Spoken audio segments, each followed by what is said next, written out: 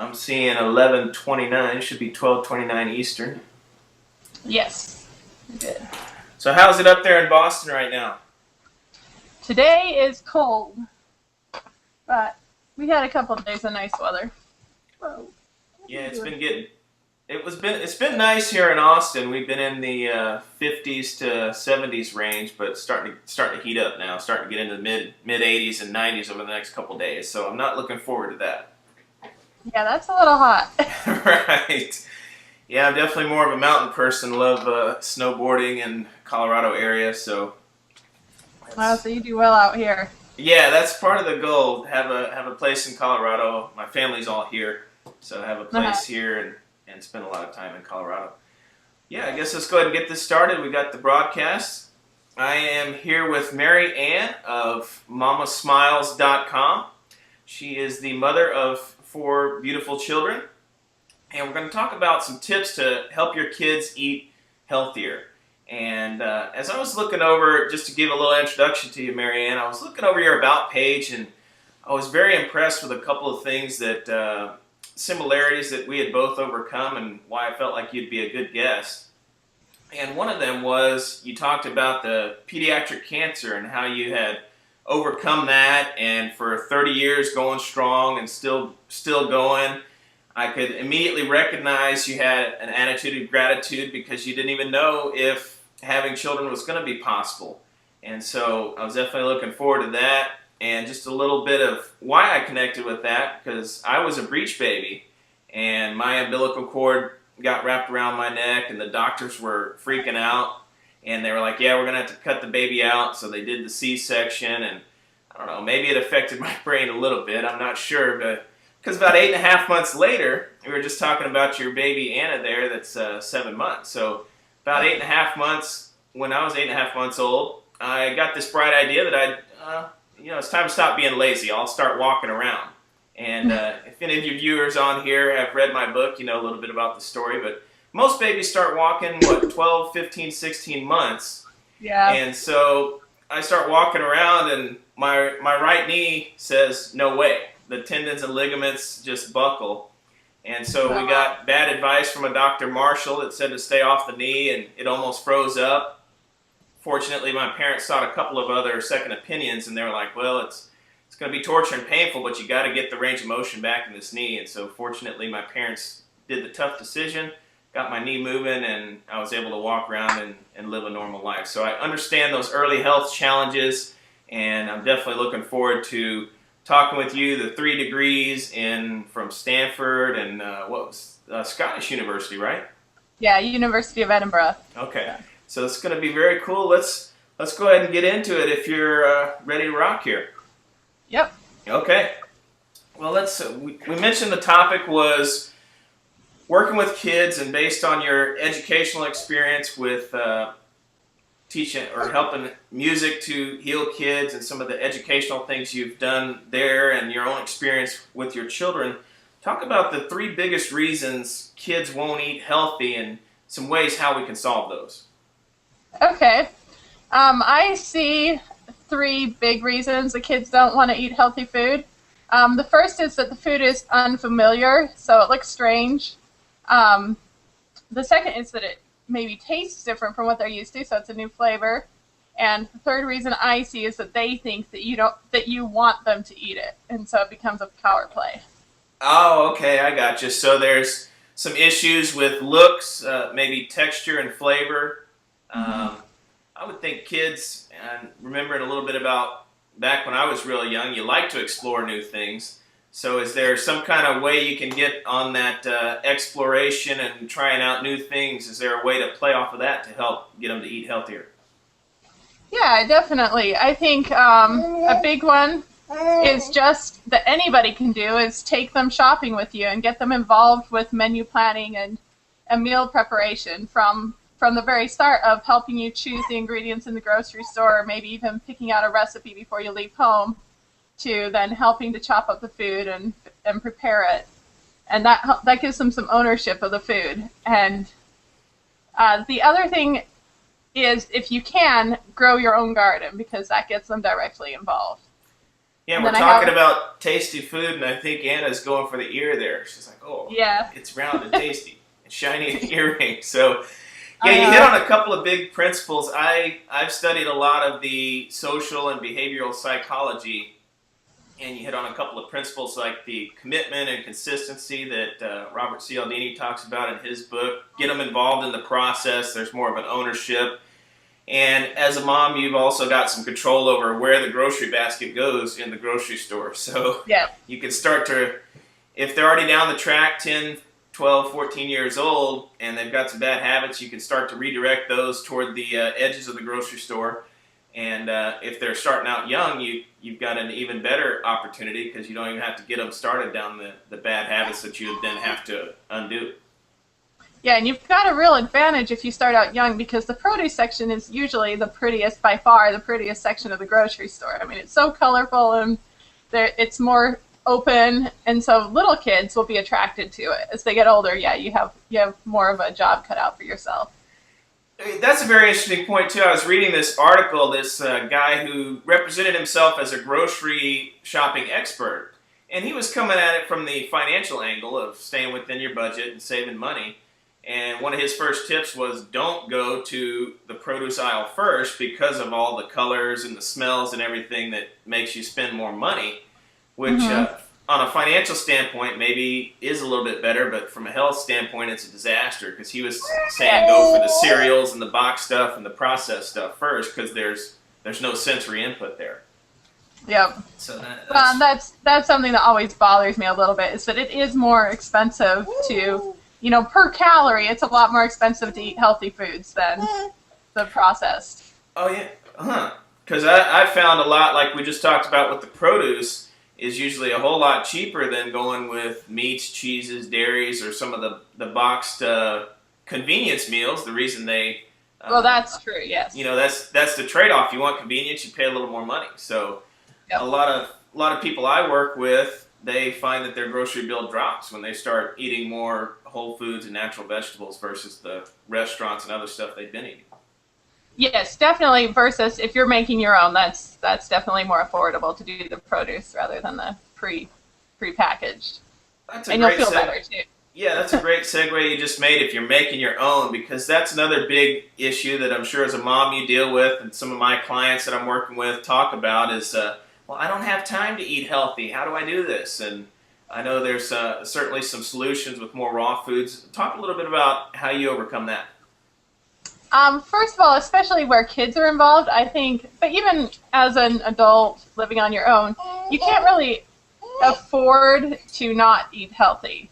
So if you don't take the time, yes, it does take extra time to prepare a healthy meal, but you're going to feel better, and your kids, you're going to really see the difference in your kids if they're eating healthy foods versus, prepackaged, whatever is easiest to hand them. They're going to be able to focus better. You're going to see fewer meltdowns. It boosts your immune system to eat healthily. So I think the benefits far outweigh the little bit of extra time. And also, you can get good at it. So, sometimes I'll buy a whole watermelon and chop it up all at once and stick it in the fridge. And that doesn't take that much time. And then we have watermelon for the next, 4 days because we're a family of 6. But nice. Yeah, I found certain little tricks. I'm certainly no cook and have no desire to be, but like crock pots and blenders and certain things like that where you can take some raw foods and healthy foods and just a real quick prep time. And then, like you talked about, prepare something. Like if I'm doing beans or lentils or something in a crock pot, I'll make 3 or 4 days worth of servings. And even at that level, you got the next few days planned out. yeah, and you can throw it in the freezer if you want more variety because those things reheat really well too. So. For sure. Well, let's talk about a couple of we mentioned it a little bit in the beginning, but 2 specific ways where you can get your kids engaged in the process and make it fun to do the healthy eating. All right. So I talked about going to the grocery store and getting them involved with menu prep. Growing a garden. My kids love gardens, and they are much more willing to eat food that they grew. Sorry, she just discovered her lungs this week. They are much more willing to eat food that they themselves grew. I have one kid who says he hates peas and says he hates tomatoes, but when it's peas and tomatoes from our garden, he's the first one out there grabbing them. So it gives him that ownership. Anything you can do to give him that ownership. The other thing is make the food look cute. You can go on the internet and you can search for bento boxes, box meals, and you'll get these incredibly elaborate things that are great if you have the time and patience to put them together. I tend to do very, very simplified bento, so instead of making everything look cute, I'll chop up, so for my kids' school snack today, we chopped up nectarines.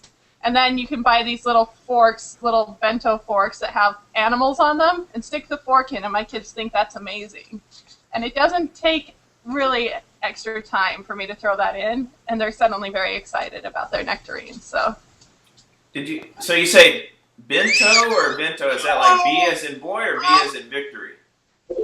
B as in boy. Okay. B-N-O. I'll put a link through to a couple sites maybe in the comments for this at the end. Okay, yeah. So I think from what it sounds like, bento, B-E-N-T-O, if they're searching for it. Okay. Yeah. Is it kind of like a little toothpick you would see in a piece of cheese or an hors d'oeuvre, but it's more of a fork, or what are we talking about? Yeah, it's a lot like that. It's more of a fork, and it has like a little animal with a face on it and stuff. Oh, nice. Okay. So yeah, what you're saying is a couple of simple, quick tips there, like that little fork, can upgrade the presentation of it so the kids are liking it a lot more. Yep, and you can buy little food cutters that cut their sandwich into a shape, for example, or vegetables into shapes, and suddenly it's way more exciting because it looks like a flower. Right. Well, let's talk a little bit about gardening, because I think you said it was your son. I'm with him there on the tomatoes. I've never been a fan of tomatoes. I've always liked peas and green beans, fresh. I'm not big on canned stuff, but the tomatoes, and the more I did research and started writing the book, I was like, okay, well, lycopene and some of the antioxidants and cancer-fighting nutrients that tomatoes have, you got to get them in your diet. So let's talk a little bit about gardening, because people might have an idea, well, I live in the city or an apartment or something like that. They might have this grand idea that you got to have a farmer in Iowa, but you can have like a little garden. There's hanging gardens. Talk a little bit about some of those tips. And tomatoes, they're one of the foods that I think you see the biggest flavor difference if you eat them fresh off the vine rather than buying them in a store. And they are also one of the easiest to grow, because they're one of those that grow really well from a hanging vine. You can do container gardening. I have a sister who's a container gardening expert. She had a teeny little patio, and she had grapes growing in her container garden. She lived in California, in LA area, and she had grapes growing there, and I think she grew watermelon in a container garden. You can grow anything if you're willing to do a little bit of research and get kind of creative. You just basically, especially the vine plants, they just need something to climb on, and then it doesn't have to be laying out on the ground. They actually, some of them, tomatoes included, do better if they can climb either up or hanging down than if you were trying to just leave them on the ground. So I think we get hit on a good topic. We just got a big smile from Anna there. So she's like, so if I was understanding that point correctly, you're talking about containers. Are those like a wooden box with dirt that somebody could buy on the internet or something like that and set on your patio? Yeah, absolutely. You can buy it on the internet. You can take a couple you can take 4 2x4s if you're handy enough. You don't have to be that handy. You just have to nail them together and throw some dirt in there. And, you just have to find out go to your local hardware store, and probably they can tell you what plants are going to grow best in that kind of a small space. That's their job, and they can help you. But I know for a fact that tomatoes do really well, and peas do actually really well. And peas are fun because they're a really quick growing season. So yeah, I know there's also those hanging baskets where you see the plants grow down just toward gravity, down toward the ground. And those work great. And then you can grow those in your house, even if you've got, a space near a window so they can get some sunlight. Oh, for sure. So I would think, like you said, tomatoes and grapes, some of the other vine type of produce would do very well in the hanging basket. Absolutely, yeah. All right. Well, let's get into our final point here. How can we really make it fun and make your kids ask you and want to ask you about, hey, mom, let's eat some healthier foods and some of their favorites. How can we make that happen? I'm a big fan. There's a couple, I think it's Molly Katzen. She puts out some really excellent children's cookbooks, and what they are is they're picture step-by-step instructions. So even a kid who is barely reading or not even reading at all can kind of follow along and help you make something. One of hers is called Pretend Soup, and she's got a few others. I can put a link through to them if you want, or give the title in the comments after this. And those are great. We also do a lot of smoothies. Just get them involved. And then if you have a kid who's really tough, that's when I move over to the purees, and there are a couple books on doing that too. But you don't need a cookbook for that. Anytime I make pasta sauce, I almost always throw pumpkin or some kind of squash in there, and it actually makes it taste kind of sweet, which the kids like. Plus, it's kind of expanding the nutritional value of the sauce. Oh, for sure. We put spinach in our lasagna, and the kids like it. Puree veggies and pasta sauce. We make black bean brownies, which are good when they're cold, not when they're hot. I have not heard of black bean brownies. Okay, so I learned something new here. Yeah. And, we can get pretty creative. We do more frequently. We do pumpkin brownies. We like those, but yeah, my grandma would make something she called pumpkin bread, and I come to find out later it was really a misleading name. It was more of a pumpkin cake because it had tons of sugar, but I love that stuff. So you mentioned a very interesting point about basically masking foods. This idea where, like you talked about, put spinach in the lasagna. I don't know if you're using kale or cabbage. Some of these more bitter, stronger flavors. I'm what's known as a super taster, so I've never been good with those bitter flavors, those cabbages, and so that's one way I was able to get some of those is if I would be eating something I like and then mix in and mask it in certain other foods. So I think that's a very important point you made, and obviously it works great.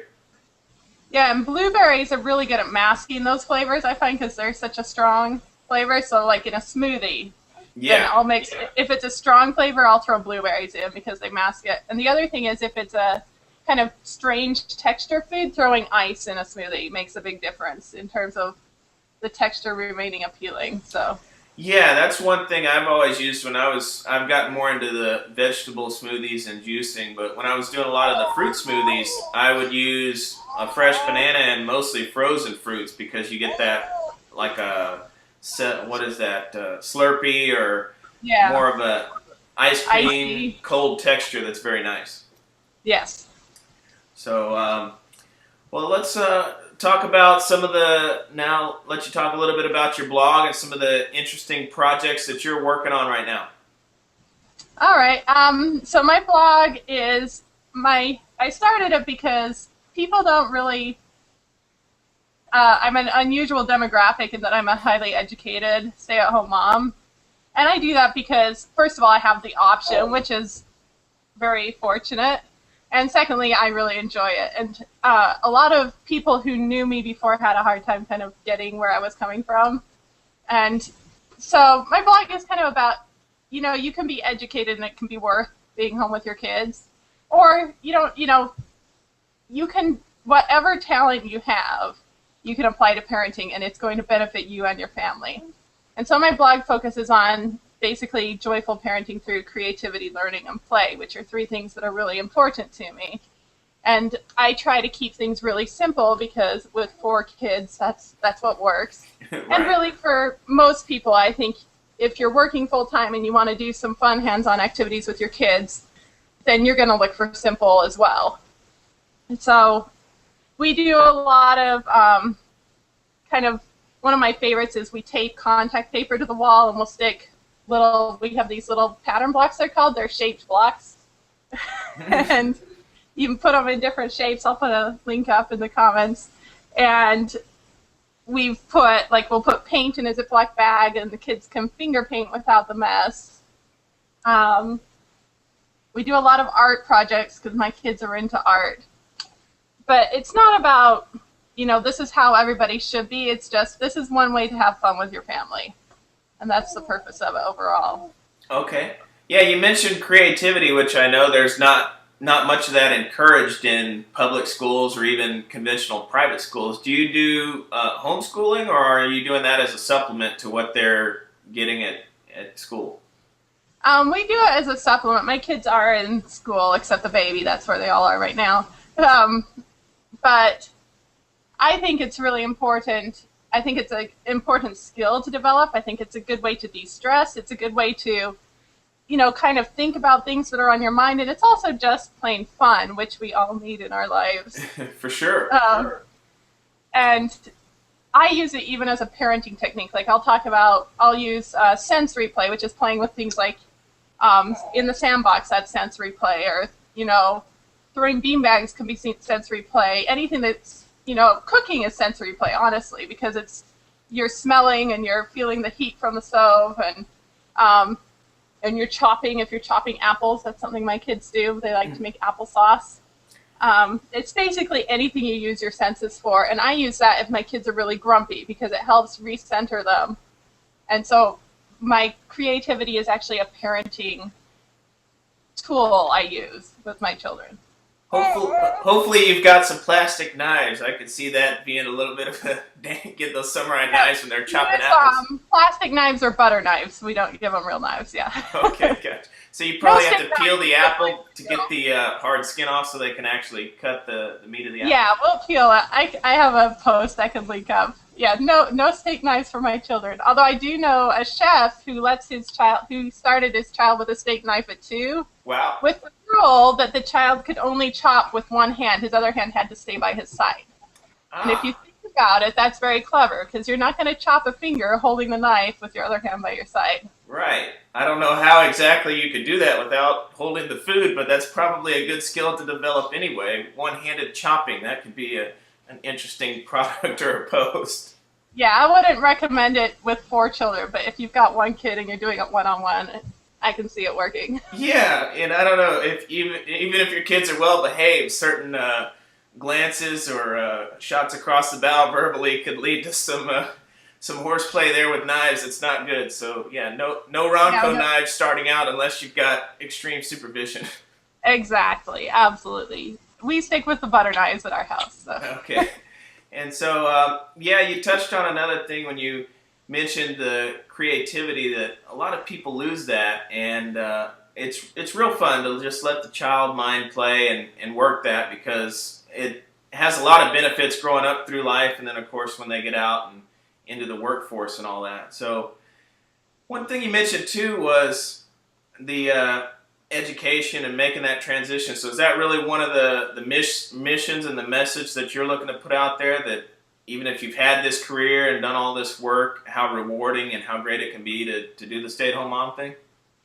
Yeah, and I'm not saying, I don't believe that everybody needs to be a stay-at-home mom. I think there are a lot of really fantastic moms out there who work full-time for, whatever reason, if it's financial or that's how they're happiest. But I do think it's a very valid career choice. I see being a mom as part of my career. And, I had a career coming out. This is what I'm doing for my career right now. And, we'll see. Maybe once my kids get older, maybe I'll do something, or maybe I'll be more involved on, a volunteer community basis. But I see motherhood as a career in its own right, even if it's not paid with cash. Right. Well, it's a major time investment, maybe the biggest time investment that a human can do. And yeah. I think you're also staying engaged with your skill set by having your website, and that's a good outlet to absolutely produce some things and stay engaged there. That if you ever decide to get back into the workforce or do some nonprofit stuff, you can say, hey, I've been doing the mom thing, and I also have been doing this website along. So yeah. No, I do agree. I see it that way. So well, before we wrap this up, one interesting thing I wanted to talk about is sometimes there's a lot of problems with the cancer and heart disease and stuff out there. So if you wouldn't mind, let's talk a little bit about what you feel like the biggest things you've done to really thrive despite that pediatric cancer diagnosis way back. Okay. Well, I was pretty lucky I think. I mean, really lucky. I mean, if you have cancer 30 years ago and you're still overall really healthy and, you have 4 kids, that's very lucky. Um, but I do think I was raised by a mom who really emphasized healthy eating and healthy lifestyles, and that helps. It's the healthy eating will help reduce incidences of heart disease and cancer. It's also things like the creativity, finding an outlet so that you aren't living as a ball of stress. Right. And really also just at some point, I mean, there was a point in my life where I was pretty angry about the cancer thing because I felt like it stole a portion of my life. And it took a while to realize that, that anger wasn't getting me anywhere. And so, just be grateful that you're lucky if you get put in that situation and see the silver linings of it. And I think for me, it's been a huge silver lining because I really don't take life for granted and I don't take opportunities for granted. And, I don't take motherhood for granted, which it's easy to do when you're a sleep-deprived mother of small children who are in bad moods for whatever reason. So Yeah, I can imagine. I had some of my little sisters are quite a few years younger than me, so I know all about the screaming babies and all that stuff when you're trying to sleep. So it can be challenging, but like you said, it's been the gift in that you appreciate every moment in life. And unfortunately, so many people out there lead pretty average or mediocre lives, and something like that really allows you to say, I've got to excel and I've got to have more ambition and motivation. I've got to do it right now. Right. Yeah, you just have to make the most of what time you have because really there's nothing we can do to guarantee that we'll be okay. We do things that will help us keep healthy and help us enjoy the life that we have. Yeah, that was one point too I wanted to make. There's a lot of confusion about, people say healthy eating, but how did your mom and your family define that? What was the meaning of that healthy eating? What was included in that? Well, my mom was pretty phenomenal. She did the, whole wheat homemade bread and completely from scratch meals all the time. I'm not quite up to her standard yet. I'm working on it. But also it wasn't you could never have treats. It was we're going to make treats ourselves and they're not going to have a whole bunch of junk in them. She did let us eat sugar, but it was, if you're going to have sugar, you're going to bake the cake and you're going to understand what's going into it instead of grabbing it off of a grocery store shelf. And it was a big, our biggest dessert was like a fruit trifle, which, yes, trifle has a lot of calories, but it does have the fruit in there too. So. Is a trifle like a truffle, or are they two separate things? Trifle is like a sponge cake or angel food cake with pudding or with cream or, sorry. I recognize Skype. I deal with that a lot, so I understand. So it's like we did it with angel food. We did a healthier version. It's angel food cake with pudding and layers of fruit, like layered. So if I'm getting the common themes, there wasn't it stayed away from processed and packaged stuff. There was some sugar and treats were allowed, but stayed away from the fructose and high fructose corn syrup out there that's proven to be very terrible. And it also sounded like you guys had a lot of healthy, natural whole vegetables and fruits and stuff as well. Yeah, always.